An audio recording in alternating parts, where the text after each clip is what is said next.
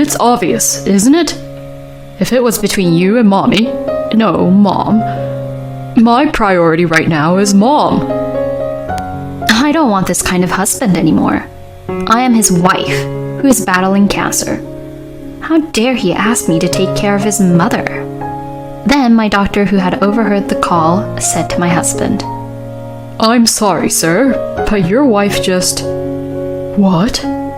After the words from the doctor, what awaited my husband was a tragic end that could only be described as self-inflicted. My name is Vanessa, a 36-year-old office worker.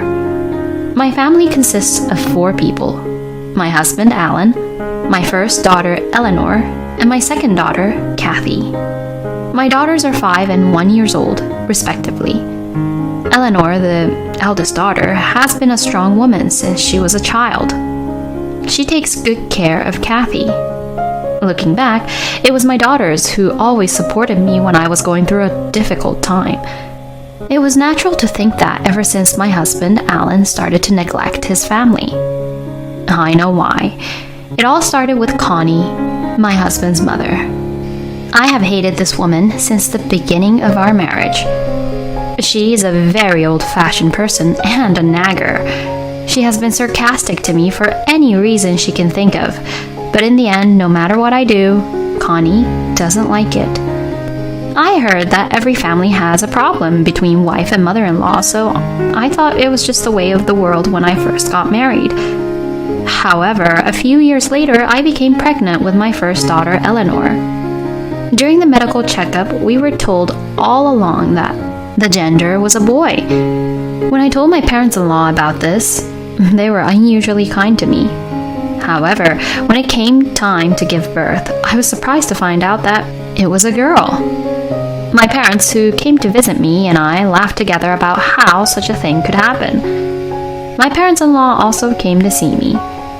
Unlike my father-in-law, who looked at her kindly and said how cute she was, my mother-in-law glared at Eleanor. My mother noticed right away. I'm so happy to have a first grandchild, aren't you? Vanessa, you did a great job. It was a remark that was intended to soften the atmosphere, but after the next words from my mother-in-law, the place instantly froze.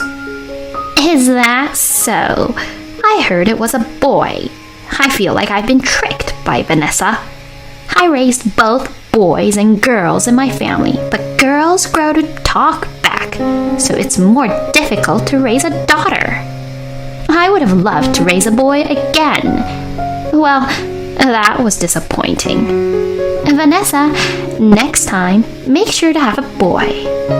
What? What's with her? I mean, if it was a boy, were you going to raise him yourself? I glanced to the side and saw my mother even angrier than I was, with a monster-like expression. Hey, what did you just say? Are you disappointed? Do you want a boy next time? You're a woman too, right? Are you crazy? Apologize to my precious daughter and granddaughter right now. My mother is usually a mild-mannered woman, but my mother-in-law's words were so insane that she became furious. My mother-in-law flinched a little at my mother's change, but shouted back, What is this all of a sudden? It's so rude to call me crazy. It's offensive. My father-in-law, who was standing next to her, cuts in. It's true that you're crazy. You're a fool. My mother-in-law was quickly sent out of the hospital room. After that, my mother-in-law sent me an apology, probably forced. But such an apology could not possibly have touched my heart. I completely closed my heart to my mother-in-law. As expected, my mother-in-law was not at all interested in her grandchild, Eleanor. Nevertheless, she was very much loved by my father-in-law and my husband's sister, Melanie. And my husband, on the other hand, he did what he was told without complaint. However, he did not actively participate in the childcare. Better than doing nothing. I had heard that the husbands of my mom's friends were similar to my husband, so I just told myself it was the way it is. I gave my all to raise my child day after day, but then something happened to my husband. 2 months after our second daughter, Kathy, was born, my father-in-law had a heart attack and suddenly passed. My husband and I couldn't wrap our heads around the suddenness of the situation. My mother-in-law was very depressed. I couldn't go to places with my newborn Kathy, who couldn't even sit up yet. My prognosis after childbirth was not good either. "Vanessa, are you all right? You need to lie down for a while. We'll take care of the kids." Melanie and my in-laws were very kind to me. While I lied down, I saw my husband comforting his mother ever since his father passed away. I could understand my husband's concern for my mother-in-law, but I also thought that he should be the one taking care of the children as a father. Then they seemed to notice my gaze. My mother-in-law came up to me and said, "Hey, why are you sleeping? You're a wife. You're supposed to take the initiative in times like this." My mother-in-law's shrill voice echoed in my head. I looked at my husband, who was standing behind my mother-in-law. He quickly looked away. I was very sad. It seemed that my mother-in-law was the odd one out among the in-laws. "Hey, Mom, Vanessa just had a baby 2 months ago. How can you talk to her that badly? And you too, Alan. You should care a little about Vanessa and your daughters. Also, don't do such embarrassing things in front of your father." My sister-in-law said something like that to them. The in-laws also sympathized with my sister-in-law's words. They looked at the two of them coldly. My mother-in-law and my husband were quite embarrassed. When their faces turned bright red, they glared at me lightly and returned to where they had been. After that, my husband went to his parents' house every day for some reason and came home late every day. I had to do all the housework and childcare by myself, and the number of quarrels between us increased day by day. "You should take care of the kids once in a while. It's too hard for me to do everything by myself every day," I would tell him, and he would reply, What are you talking about? That's your job right now. And saying that raising kids is hard? You're a mother, right? You're crazy. I was so shocked by my husband's words that I didn't even feel like talking back. After a while, I received a notice to get a cervical cancer checkup. I had been getting checked regularly, so I thought I would be fine, but I took the test just to be sure. However, I was told that I had cervical cancer. I was speechless. There had been no abnormalities just a short time before, so it seemed that I had developed cancer within a short period of time. Of course, the first thing that came to my mind was my beloved daughters. I have 2 daughters. I still have to live. I couldn't stop the tears from flowing. Don't worry. You're still in the early stages. Let's work together. The doctor, who looked cold but had a kind voice, reminded me of my father. I was going to be hospitalized for a while, so I asked my parents to take care of my daughters. "Please take good care of my daughters," I told them on the day of hospitalization. "Of course. I'm so happy to be able to live with my grandchildren for a while. Vanessa, it's going to be okay." I thanked my mother for the bright response. Eleanor, my eldest daughter, looking at me worriedly and said, "Mommy, you are coming home from the hospital, okay?" "Yes, I'll definitely be back, good as ever," I answered, fighting back tears. I told my husband about my illness, but what was his reaction? Early stages? Good for you. You should ask your parents to take care of the kids. I've got work to do and I'm worried about my mom, so...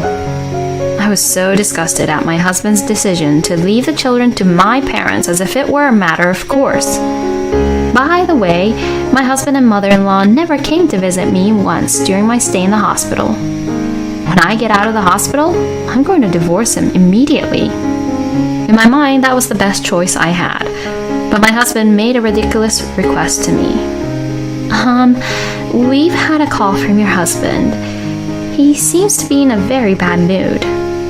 One day, as I was getting close to leaving the hospital, my phone started receiving a large number of calls from my husband in the morning. Naturally, I couldn't bring myself to answer them, so I ignored them. It seemed that he had given up calling me and decided to call the hospital. I wonder if he's thinking of apologizing. With this thought in mind, I picked up the phone. Why didn't you answer your phone? It's important. Come home right now. What? After that, I was speechless at the heartless words that came out of my husband's mouth. Mom fell down the stairs and sprained her leg. I have to go to work, and you're getting out of the hospital soon, right? Can't you get out a little early? Melanie's not around. You can take care of Mom instead. I couldn't keep my mouth shut. What are you talking about? You know I'm in the hospital with cancer, right? Are you treating me the same as if I have a sprain? That's going too far, isn't it? Are you crazy? I've been thinking for a while now. Me or your mother, which is more important to you? I asked. It's obvious, isn't it? If it was between you and Mommy, no, Mom. My priority right now is Mom. He answered, without hesitation. What's with this guy? As I remained silent, the doctor in charge, who was standing nearby, spoke up. I'm sorry, sir, but your wife, she just told me that she is divorcing you. Therefore, why don't you, as her son, take care of your mother? Or rather, since she's your parent in the first place, it is your role to take care of her, isn't it? Don't you think that's normal? You're asking her to leave the hospital early. Who the hell do you think you are? It's not up to you to decide. I'm the doctor. What?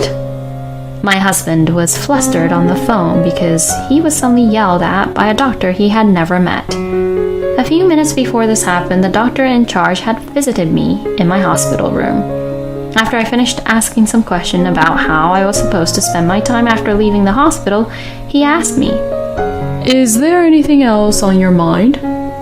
Well, actually, my husband and I are thinking of getting a divorce. I'm worried about my children since my body is in such a state. But I guess you wouldn't be interested in any of this. I laughed weakly, and then a nurse came to visit me, holding the phone. I continued the doctor's words toward my husband. When I'm discharged from the hospital, I'm planning to talk about our divorce. I've wanted to talk for a long time, but I haven't been able to talk much lately because of someone who only sees his mommy. I dared to use the word mommy I had heard. I wondered how he would react, but it seemed that he realized that he could not win us just by him, so he hung up.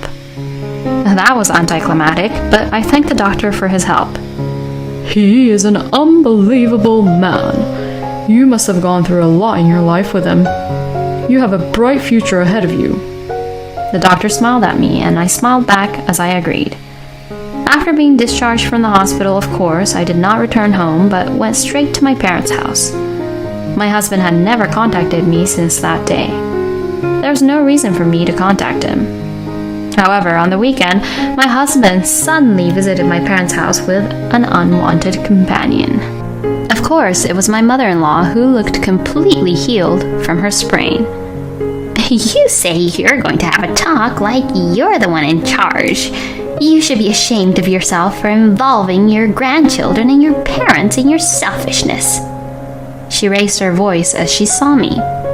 For my part, I think it's more embarrassing for you to just show up at someone's house and rant and rave in a loud voice. My mother, who said this without hesitation while snickering, was already ready to fight.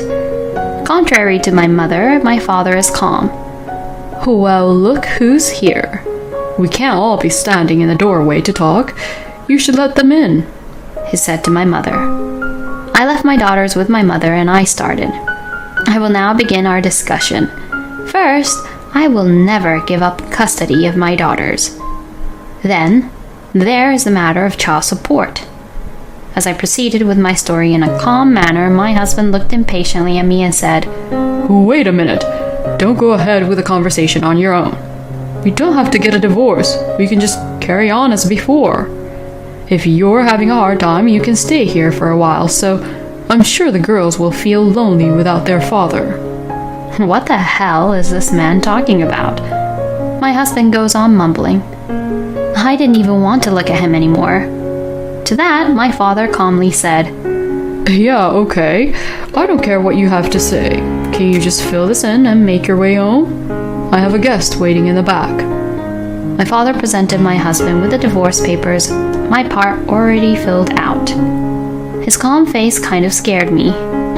Did you hear what Alan said? He's telling you he's not willing to get a divorce. Can't you even listen to others? This is why I hate insane people. My anger reached its peak at my mother-in-law's statement. What? Who are you to say that? Don't tell me you think you're a sensible person. Because that's impossible. You are like the definition of insane walking around with clothes on. For a second, I thought I was going too far, but I did not regret that statement at all. My mother-in-law's face turned red and tried to use violence towards me when... You stupid mother and son over there! I heard an angry voice from the other room. The two of them widened their eyes in surprise at the appearance of this person. Melanie, why are you here? My sister-in-law glared at them. I heard Vanessa was out of the hospital, so I came to see her. I should have just cut you off at Dad's funeral. It's embarrassing to have such people as my family. I ask that you never get in touch with me as of today. To my sister-in-law, who said this coldly, You have always been like that. All you do is talk and act cocky. Alan, on the other hand, is so honest. I should never have had you. How could she say that to her own daughter? As a mother, I felt nothing but indignation. But my sister-in-law did not back down. You're the one who's the same as you've always been. You've always been so mean to me just because your son follows what you say and is cuter to you than me. It's no wonder I have no family now that my father is dead. And I heard that you asked Vanessa to get out of the hospital to take care of your sprain. Are you crazy? Oh yeah, Vanessa and I talked about this earlier with Melinda. Melinda is as pissed off as she's ever been. At the mention of Melinda, the faces of both of them turned pale. Melinda is my late father-in-law's sister. It seems that even the craziest mother-in-law has someone she doesn't like. That was Melinda. When my mother-in-law was still young, Melinda kept lecturing her until she cried when she used to be overbearing at family gatherings, saying that she was the eldest son's wife. Melinda also lectured her about her comments towards me at my father-in-law's funeral. While I was talking to my sister-in-law about divorce, she suggested, Hey, why don't we talk to my aunt about it? And sure enough, Melinda was furious. She said she would not invite them to any future gatherings. The area around my parents-in-law's house was almost entirely made up of relatives, so it was given that they would be ostracized. The two of them seemed to realize that too. If that happens, we're finished.